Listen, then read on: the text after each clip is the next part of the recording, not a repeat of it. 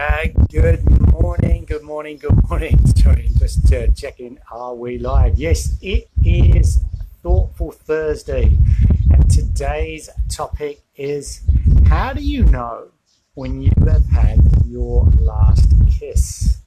Okay, so yeah, stick around to find out why I am asking that question. So yeah, hi, I'm Colin Clapp, and you're listening to the Connect with Colin show on parenting, passports and profits. Every week, and sometimes more often, we take a look at all things related to parenting, living life, world schooling, home education, living location independent, online marketing, and other families and traveling the world. So if you're new to the show, remember to like, subscribe, and share. Okay, let's get on with it. So I want to, why am I asking this question today?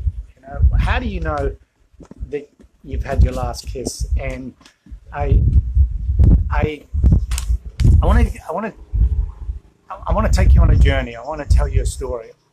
I want you to imagine you are 38 years old and you're happily married to your first love, and you have 3 young children under 10.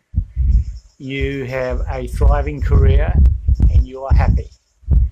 And it's Sunday morning, and you get up and you go downstairs and you're hanging out with your 3 kids and your lovely partner. You have breakfast, you swap stories, and then it's your time for a bit of me time. You're going to go and hang out with some mates, and maybe play some football, or play some netball, or have a coffee with your girlfriends, beer with your boys. So you kiss your partner and your children goodbye. Get in the car, you drive out. You meet up with your mates, your friends, and for an hour or so you chew the fat and you have an awesome time. You know, maybe you run around that netball court, maybe you run around that basketball court, that soccer field, that football field. Maybe you throw some catches, you laugh a lot with your mates. Then it's time to rest. So you go down to the pub or the coffee shop. You order your drink. Your friends are laughing and you excuse yourself and you go to the toilet. You come out of the toilet, and just as you're about to reach the table with your friends, you collapse. And it's your last dying thing. You've spoken your last word. You've run your last run. You've drunk your last coffee. You've drunk your last beer. You've laughed your last laugh. You've had your last kiss. This happened to a friend of mine 15 years ago. I spoke to him just a few days before. I hadn't seen him for a while, and I was due to meet up with him on the Thursday, and I spoke to him on the Saturday, maybe. I'm not even quite sure, but on the Monday I got a phone call from another one of his friends from his phone telling me that he was no longer with us, and that really hurt. I'm not going to go into too much detail. In his case, it turned out to be a heart murmur undetected, and it was going to happen one day. It's just no one knew. But the last thing I did before I left England was to go to his funeral, and literally went from his funeral to the airport, and that was the last time I was in the UK. But I know that all of you have got these stories. You've all got these stories of people passing away. The reason this came up fresh today was because another friend of mine, I just happened to see a random post. I don't tend to spend a lot of time on my own Facebook feed, but I happened to catch a post from a a friend of mine who's in his late 40s, and his post was around how he had lost another friend, only 47 years old, married for 20 years. I don't know this particular guy well. I think I met him once, maybe twice, but happily married. I'm not too sure how many children he's got, but he out of, fit and healthy, thriving career, started his own business, and he was diagnosed recently with terminal cancer. I didn't know about any of this, and he was given about a year to live.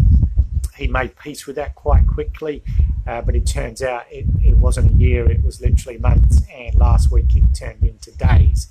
And my friend was fortunate enough to have that last hug with his friend and say goodbye, sort of knowing that it really was goodbye.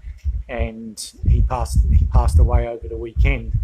And just a couple of days ago, I think I was looking at a sports page and read a story of a 32-year-old athlete who had been battling cancer for 10 years and finally passed away. I hadn't heard of this lady, but apparently she was a long-distance runner, and she had competed in the Olympics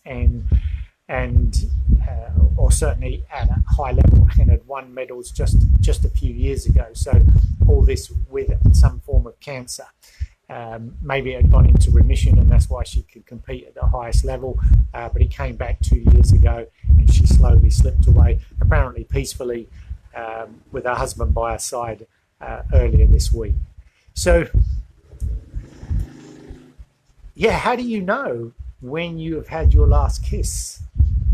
And how would you feel if you knew you'd had your last kiss, that you weren't going to go and see your husband, your wife, your partner, your mum, your dad, your best friends, your children again?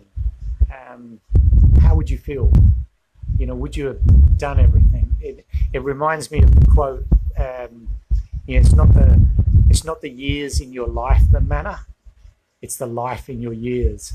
So, this guy who died in New Zealand, I saw an article he wrote about facing up to his immortality, or his mortality, and he'd made peace with it, and he wanted to make sure that the people around him could remember him for the life in his years, rather than getting down on what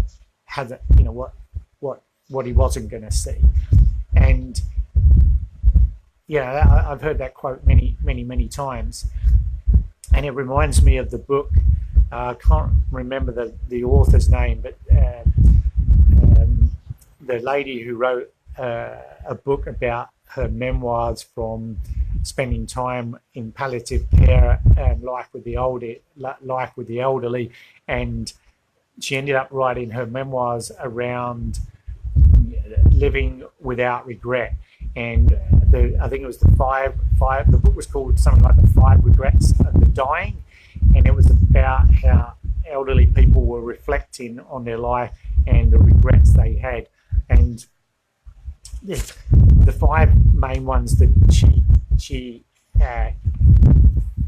the 5 main regrets were having the courage to live your life, not the life that is expected of you by others. The number 2 was not to work so hard. No one's going to remember that extra hour you did at the office when you're on your deathbed. Number 3 was the courage to express your feelings. Number 4 was to stay in touch with your friends. And number 5 was to give yourself permission to be happy. Now, I don't know if any of those resonate with you, but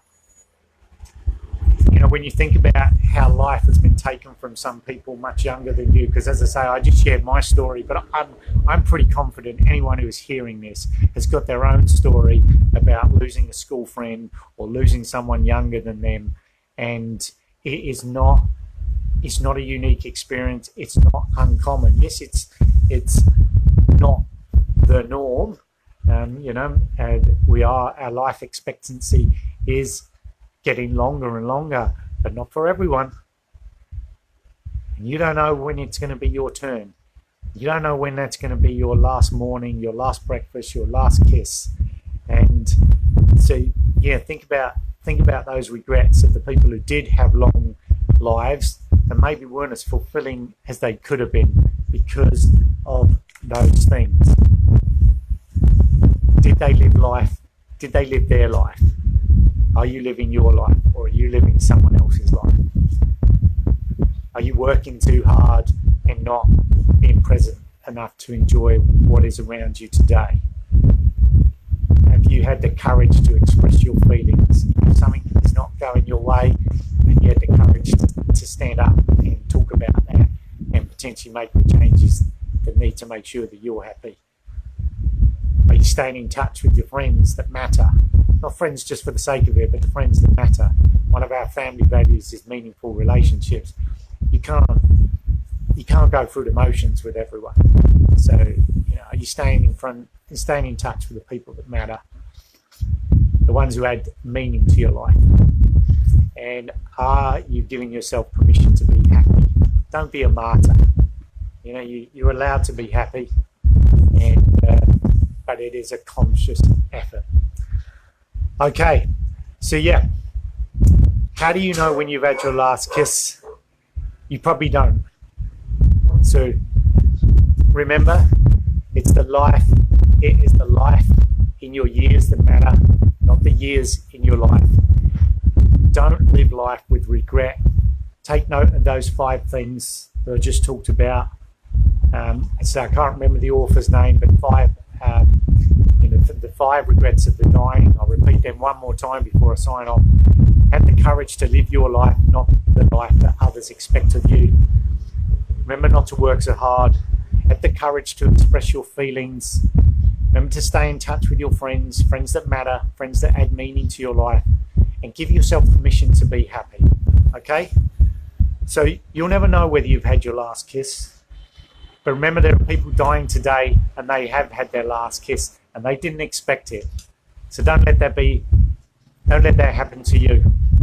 Okay, so I'm Colin Clapp. Remember to live life with purpose, to give, to take, to invest, to enjoy, and whatever you do today, make it significant. Okay, over and out from me. Until next time. Take care now. Bye-bye.